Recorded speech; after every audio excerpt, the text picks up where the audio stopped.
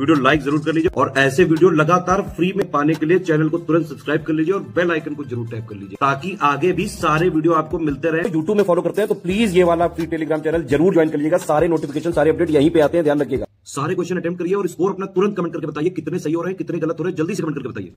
नमस्कार दोस्तों, कैसे आप सभी? आई होप आप सभी स्वस्थ होंगे और मस्त होंगे। आप सभी का स्वागत है ऑनलाइन एग्जाम प्रिपरेशन पर, which is a part of study for civil services. दोस्तों, Allahabad high court group C का एग्ज़ाम 18 दिसंबर से एग्ज़ाम स्टार्ट हो जाएंगे। आपकी एग्ज़ाम सिटी आ चुकी है। आप एग्ज़ाम सिटी अब चेक कर सकते हैं, तो जल्दी से अपनी एग्ज़ाम सिटी चेक कर लीजिए आप सभी लोग। इसके अलावा आपके एडमिट कार्ड 2 से 3 दिन पहले आ जाएंगे। तो यहाँ पर आज हम क्विज़ लगाने वाले हैं। सामान्य हिंदी विषय की कुछ क्विज़ का अभ्यास करेंगे। प्रैक्टिस क्विज रहेंगे, प्रश्नों का अभ्यास करेंगे, इंपॉर्टेंट रहेगा। तो पूरा वीडियो ध्यान से देखना है। आइए चलिए स्टार्ट करते हैं। सबसे पहले प्रश्न दिया गया है, यौम का विलोम है। तो निम्नलिखित में से यौम का विलोम क्या होता है बताना है। यामा होता है, यामी होता है, या फिर याम्या होगा, या फिर उपयुक्त सभी। तो जो यौम है, यौम शब्द की ये सभी विलोम शब्द दिए गए हैं। यामा भी होता है, यामी भी होता है और याम्या भी होता है, इसलिए उपयुक्त सभी सही उत्तर हो जाएगा। इसको हम चुन लेंगे। इसके बाद अगला प्रश्न देखेंगे।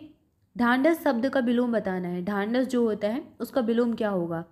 धीरज, धैर्य, साहस या फिर त्रास।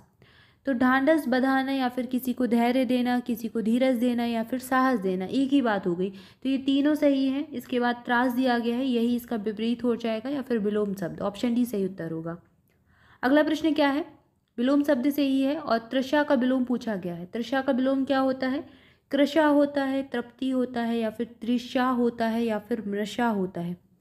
तो तृषा का विलोम हो जाएगा तृप्ति। ऑप्शन बी सही उत्तर हो जाएगा। अगला प्रश्न है, छादन का विलोम शब्द क्या है? छादन का विलोम क्या होता है? प्रकाशन होता है, उपन्यास होता है, या फिर प्रतिहार होता है, या फिर प्रतिवेशी होता है। तो जो छादन है उसका विलोम होता है प्रकाशन। ऑप्शन ए में दिया गया है प्रकाशन, यही सही उत्तर चुन लेंगे। ऑप्शन ए सही उत्तर होगा। अगला प्रश्न क्या है? भोक्ता शब्द का विलोम बताना है। भक्त होता है, भक्ति होता है, या फिर भुक्त होता है, या फिर भुक्तु होता है। तो भोक्ता का विलोम क्या होगा? भुक्त हो जाएगा। ऑप्शन सी सही उत्तर हो जाएगा। यहाँ पर हमने ये प्रश्न देखा। इसके बाद आगे बढ़ेंगे, अगला प्रश्न देखेंगे। चंचल का विलोम शब्द क्या है? चारु, स्थित प्रज्ञ, अस्थायी या फिर चांचल्य।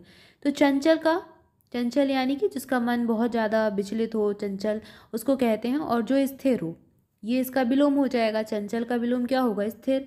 किस में दिया गया है? सेकंड वाले ऑप्शन में दिया गया है स्थित प्रज्ञ, यही इसका विलोम हो जाएगा।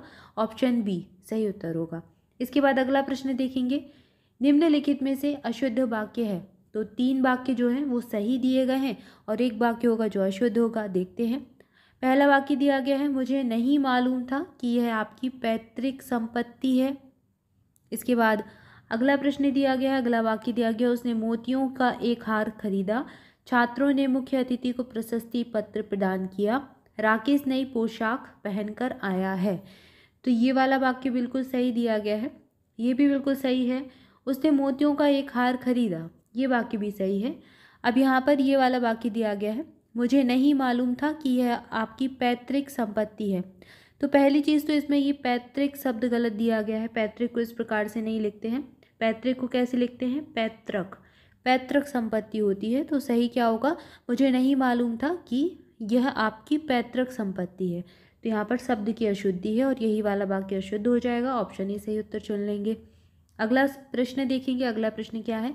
निम्नलिखित में अशुद्ध वाक्य है। अब यहाँ पर अशुद्ध वाक्य फिर से छांटना है। पहला ऑप्शन दिया गया है, बच्चों पर गुस्सा ना करो, मैंने तुमसे अनेक बार कहा। इसके बाद अगला वाक्य है, दोनों चोटियों में कौन सी उच्चतर है? उपयुक्त में से कोई नहीं। तो पहला वाक्य, बच्चों पर गुस्सा ना करो, सही है।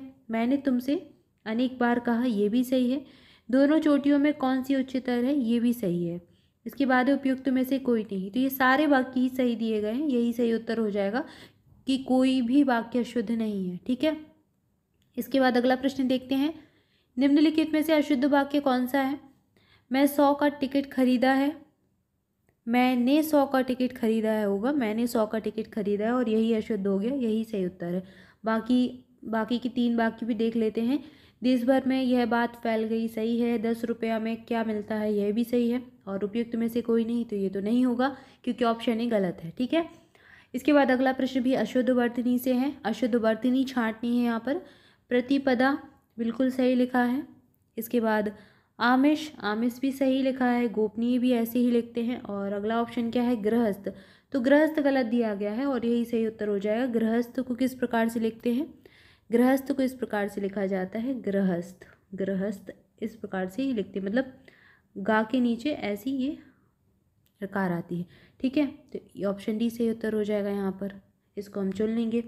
इसके बाद अगला प्रश्न दिया गया है, निम्नलिखित में से अशुद्ध वर्तनी है, उद्धरण, उन्मीलित या फिर अनुवादित या फिर उर्मिला। तो यहाँ पर क्या अशुद्ध हो जाएगा, यहाँ पर उद्धरण तो एकदम सही दिया गया है, उन्मीलित भी सही लिखा है, अनुवादित नहीं होता है, अनुदित होता है, उर्मिला भी सही लिखा हुआ है। तो यही सही उत्तर हो जाएगा क्योंकि ये गलत दिया गया है और इसको इस प्रकार लिखेंगे, अनुदित, अनुदित, ठीक है। इसके बाद अगला प्रश्न है, निम्नलिखित में अशुद्ध वर्तनी, अकस्मात, सुलोचनी या फिर दृश्यमान या फिर सच्चित।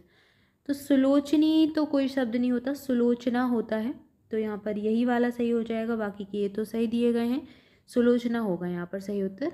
इसको किस प्रकार लिखेंगे, सुलोचना, सुलोचना इस प्रकार से लिखेंगे, ठीक है। इसके बाद अगला प्रश्न देखेंगे। अगला प्रश्न क्या है, जो युद्ध करता है उसको क्या कहते हैं, जो युद्ध करता है उसको योद्धा कहेंगे। योद्धा ऑप्शन बी में दिया गया है, बिल्कुल सही है। अगला प्रश्न है, जिसके पार पहुंचना कठिन हो, दुरधिगम कहलाएगा या फिर दुरभियोजन कहलाएगा या फिर दुरभिसंधि कहलाएगी या फिर उपयुक्त में से कोई नहीं। तो जिसके पार पहुंचना कठिन हो उसको दुरधिगम कहेंगे। अधिगम यानी कि पहुंचना, और दुर्लभ, जिसका जहाँ पर कठिनाई हो वहाँ पर दुर्लभ शब्द का प्रयोग करते हैं, इसलिए ऑप्शन ही सही उत्तर हो जाएगा, दुरधिगम, ठीक है, सही उत्तर यही होगा। इसके बाद अगला प्रश्न देखते हैं। अगला प्रश्न क्या है, मौन अथवा वचनबद्ध, जो मौन है या फिर वचनबद्ध है उसके लिए क्या एक शब्द प्रयोग करते हैं, बताना है। ऑप्शंस देख लेते हैं, वाग्दान, वाग्बद्ध या फिर वाग्दत्ता या फिर वागधिदत्त। तो इसके लिए एक शब्द होता है वाग्बद्ध, ऑप्शन बी में दिया गया है और यही सही उत्तर है।